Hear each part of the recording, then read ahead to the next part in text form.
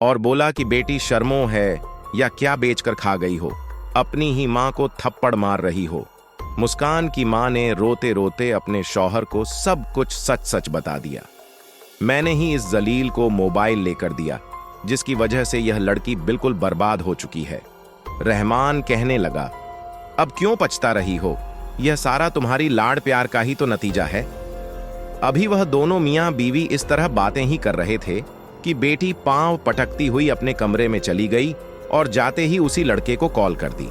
उस लड़के ने आगे से मुस्कान को तसल्ली दी और माँ बाप के खिलाफ और भड़काने लगा। यह तुम्हारे कैसे माँ बाप हैं, तुझ पर तो जुल्म करते हैं, तुझे भी तो जीने का हक है। तू अगर मुझसे बात करती है तो क्या गुनाह करती है। मुस्कान कॉल पर रोती जा रही थी। उस लड़के ने मुस्कान से कहा, तुम्हारा बाप जो कुछ भी कमा कर लाया है, तुम ऐसा करो, सब कुछ समेट और मेरे पास आ जाओ, हम भाग कर शादी कर लेंगे।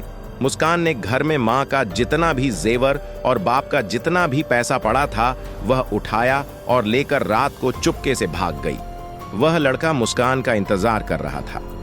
जब उसने मुस्कान को आते देखा तो जल्दी से मुस्कान का सारा सामान पकड़ा और कहने लगा, तुम इधर ही रुको, मैं गाड़ी का इंतजाम करके आता हूं। फिर मुस्कान पूरी रात उस लड़के का इंतजार करती रही, लेकिन वह ना आया। मुस्कान को वहां पर एक बुजुर्ग आते दिखाई दिए। उस बुजुर्ग ने पूछा, बेटी क्या बात है, तुम अकेली क्यों बैठी हो और रो क्यों रही हो। मुस्कान ने रोते हुए उस बुजुर्ग को अपना सारा वाकया सुनाया। उस बुजुर्ग ने मुस्कान को समझाया और बोला, बेटी अभी भी कुछ नहीं बिगड़ा, फजर से पहले का टाइम है, फजर से पहले पहले तुम ऐसा करो, चुपके से घर लौट जाओ, तुम्हारे माँ बाप को कुछ पता नहीं चलेगा और उनकी इज्जत बच जाएगी। मुस्कान ने बिल्कुल ऐसा ही किया और चुपके से अपने घर वापस आ गई। देखा तो उसके माँ बाप अभी सो रहे थे, वह भी चुपके से आकर लेट गई। जब सुबह हुई, माँ ने घर में देखा तो ना कोई पैसा था और ना उसका कोई जेवर था। वह रोने पीटने लगी, लेकिन मुस्कान के दिल में फिर भी जरा सा रहम ना आया कि मैं अपनी गलती का तकल्लुफ करें और सब कुछ सच सच बता दूं। उसकी हरकतें वैसी की वैसी ही रहीं। फिर एक दिन ऐसे ही मुस्कान को उसी लड़के का फोन आया और कहने लगा, मुस्कान मुझे कुछ पैसों की जरूरत है, तुम मुझे कुछ पैसे भेजो, वरना मैं तुम्हारी भेजी हुई तस्वीर लोगों को दिखा दूंगा और तेरे बाप को भी दिखा दूंगा। तेरे बाप की एक टके की इज्जत ना रहेगी। अगर तुम्हें अपनी इज्जत प्यारी है तो मुझे रकम भेज दो। लेकिन मुस्कान तो अपने बाप का सारा पैसा पहले ही बर्बाद कर चुकी थी, उसके पास अब पैसा देने के लिए नहीं बचा था। फिर उस लड़के ने भी तमाम हदें पार कर दी और मुस्कान की सारी तस्वीर उसके रिश्तेदारों और अपने दोस्तों में शेयर कर दी। जब मुस्कान के बाप को बेटी की यह नज़्बा तस्वीरें देखने को मिली और लोगों ने तरह तरह की बातें की, तो उसका बाप यह सब बर्दाश्त ना कर सका और सदमे से वहीं दम तोड़ गया। लेकिन मुस्कान पता नहीं फिर भी किस मट्टी की बनी हुई थी। बजाय गम मनाने के या तौबा करने के, अपनी हरकतों से बिल्कुल भी बाज ना आई। अब तो वह ज़ैनब क्लब जाना शुरू कर दी और अब उसकी बेवा माँ बेचारी बेटी को बड़ा समझा रही थी, लेकिन बेटी तो बिल्कुल बिगड़ चुकी थी। अब मुस्कान ने रात को भी लेट से आना शुरू कर दिया, क्योंकि बाप का साया उसके सर पर नहीं रहा जो मुस्कान को डांट सके, इसलिए और आज़ादी से फिरने लगी। उस लड़की को घर की कोई फिक्र नहीं थी।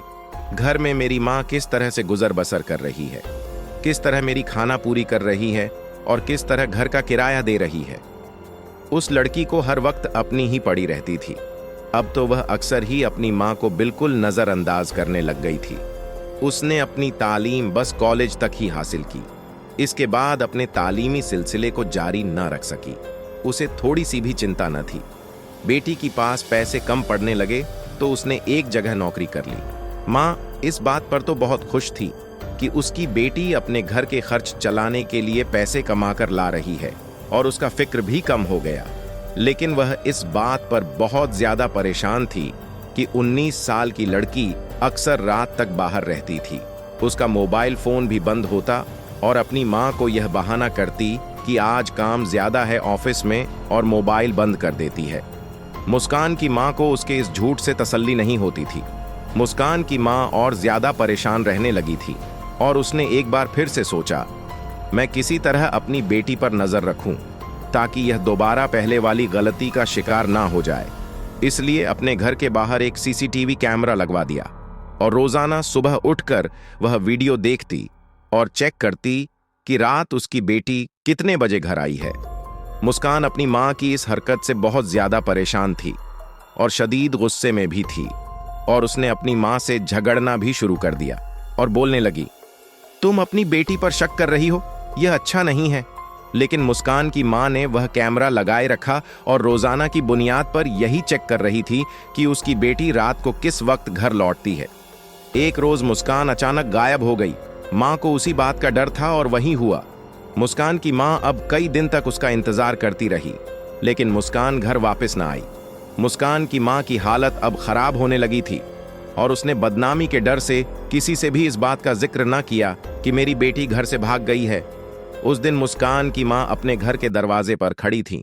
अपनी बेटी की राह देखते देखते अचानक बेहोश होकर गिर पड़ी। मोहल्ले वालों ने मुस्कान की वालिदा को उठाया और हॉस्पिटल में एडमिट कर दिया। लोगों ने यह भी बात नोटिस की, वालिदा के अस्पताल पहुंचने पर भी वह हॉस्पिटल नहीं पहुंची और ना ही मुस्कान अपने घर में मौजूद थी। मोहल्ले वालों ने इस बात को गंभीर मामला जानकर फौरन पुलिस को खबर कर दी। पुलिस जब मुस्कान के